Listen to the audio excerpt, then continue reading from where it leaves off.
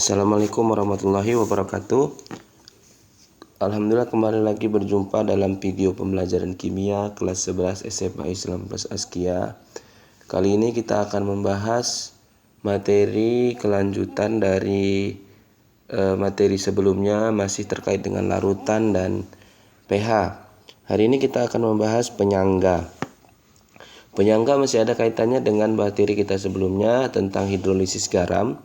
Nah, untuk bagi Ananda yang belum melihat videonya, belum mempelajarinya, belum mengerti, harap kembali melihat atau menyimak videonya di link yang ada di Google Classroom. Hari ini kita akan membahas penyangga. Nah, larutan penyangga ini punya nama lain. Nama lain larutan penyangga adalah buffer. Jadi nama lainnya adalah buffer, ya, tulisannya buffer.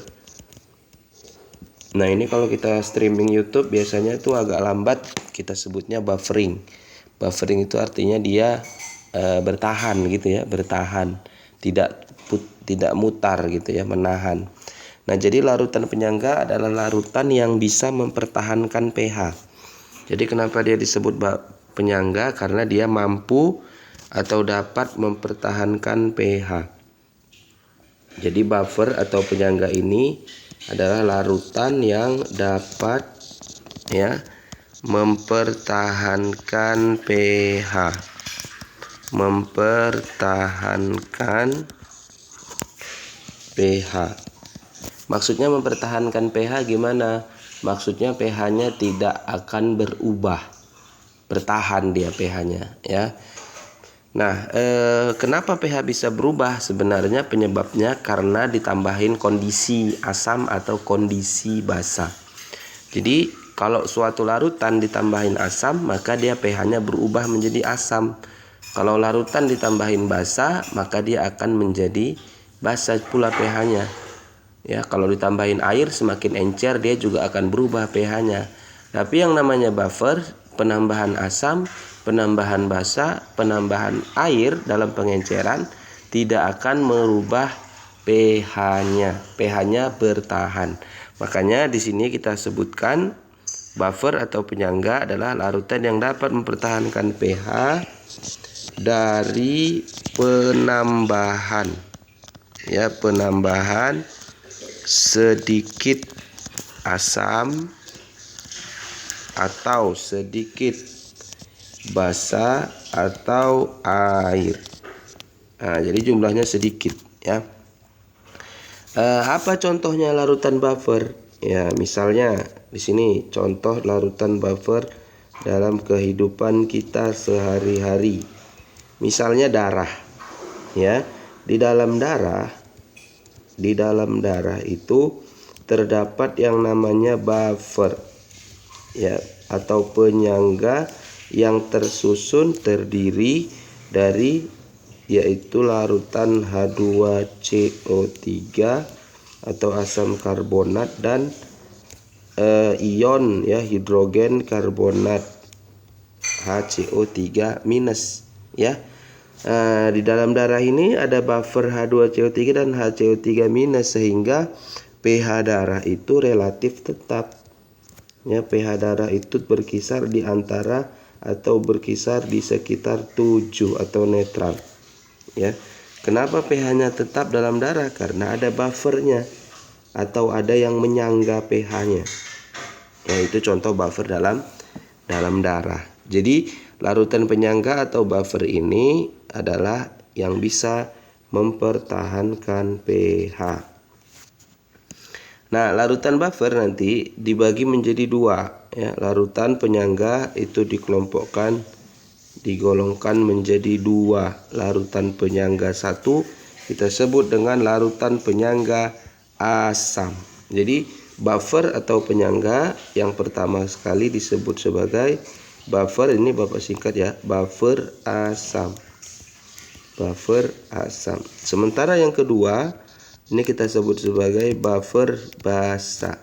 Jadi yang pertama buffer asam, yang kedua buffer basa. Cuma ada dua, ya. Nah, apa contoh larutan buffer asam? Contoh buffer asam atau contoh penyangga asam adalah Ini langsung ya Bapak buat contohnya ya. Misalnya CH3COOH. Ini adalah asam. CH3COOH. Ini dicampurkan atau ditambahkan dengan CH3COONA. CH3COONA ya. Kita lihat di sini dalam contoh ini CH3COOH. Kalau kita buka ke dalam pengelompokan asam basa, asam kuat, basa kuat, asam lemah, basa lemah, maka CH3COOH ini adalah kita golongkan ke dalam golongan apa? Asam kuat kan yang 6 ya, H2SO4, HNO3, HClO4, HCl, HBrHI. Maka ini nggak masuk ke dalam golongan itu, nggak masuk dalam golongan kuat. Berarti CH3COOH adalah asam lemah. Sementara CH3COOH ini adalah gabungan antara sisa dari asam lemah dengan basa kuat. Ya, ini adalah sisa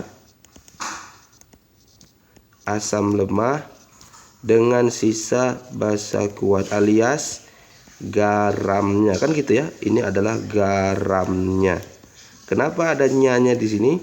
Nyanya itu maksudnya adalah garam, di mana garamnya itu ada asam lemah tadi, sisa asam lemahnya. Nah, jadi kalau ada suatu campuran tersusun dari asam lemah dengan garamnya, maka dia akan menjadi buffer asam. Jadi buffer asam itu apa? Buffer asam adalah campuran antara asam lemah dengan garamnya. Jadi kalau nanti ditanya apa itu buffer asam? Campuran asam lemah dengan garamnya, ya. Jadi dia harus campuran, nggak bisa sendiri. Ya, dia harus campuran antara asam lemah dengan garamnya. Tapi garamnya ini harus mengandung ini. Di dalamnya itu harus mengandung sisa basa kuat. Ya, nggak boleh nanti sisa asam lemah. Ya, jadi kesimpulannya buffer asam adalah campuran antara asam lemah dengan garamnya. Kemudian yang kedua, kita lihat di sini buffer basa. Nah, apa contoh buffer basa? Misalnya buffer basa NH4OH dicampur dengan NH4Cl. Ya, mesti ingat NH4OH. NH4OH ini basa ya, bukan berasal dari golongan 1A dan 2A. Maka dia termasuk kelompok basa lemah. Sementara NH4Cl ini adalah NH4-nya dari sisa basa lemahnya. Cl-nya adalah sisa asam kuat, alias kalau sisa-sisa ini adalah garamnya. Kan gitu kemarin yang sudah kita bahas tentang garam. Nah, garamnya, jadi basa lemah dengan garamnya akan sama juga seperti tadi buffer asam, yaitu dia merupakan atau akan membentuk namanya buffer basa. Jadi buffer basa adalah campuran antara apa? Basa lemah dengan garamnya. Nah, jadi dia harus dengan garamnya. Maksud garamnya sama seperti di dalam maksud dari buffer asam, yaitu dia harus berasal dari sisa basa lemahnya, ya. Itulah buffer basa. Jadi buffer itu dikelompokkan menjadi 2, ya. Nah, buffer asam dan buffer basa ini nanti ada rumus untuk menghitung pH-nya, ya. Jadi untuk menghitung pH dari larutan buffer, nanti kita gunakan rumus ini. Kalau buffer asam, maka rumusnya H+. Sama dengan ya konstanta ionisasi asam lemah Ka dikali ya dengan mol atau milimol dari si asam lemah, lalu nanti dibagi dengan mol atau milimol si garam. Bapak singkat dengan G. Sementara buffer basa rumusnya OH-.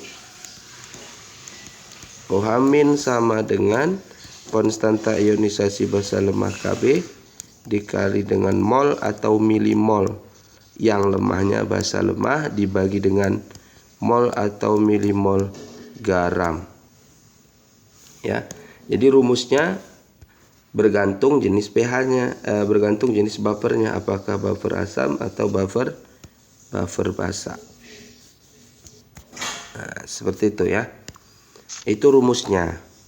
Baiklah, kita lanjutkan ke video berikutnya tentang contoh dari larutan buffer yang terkait dengan pH. Terima kasih.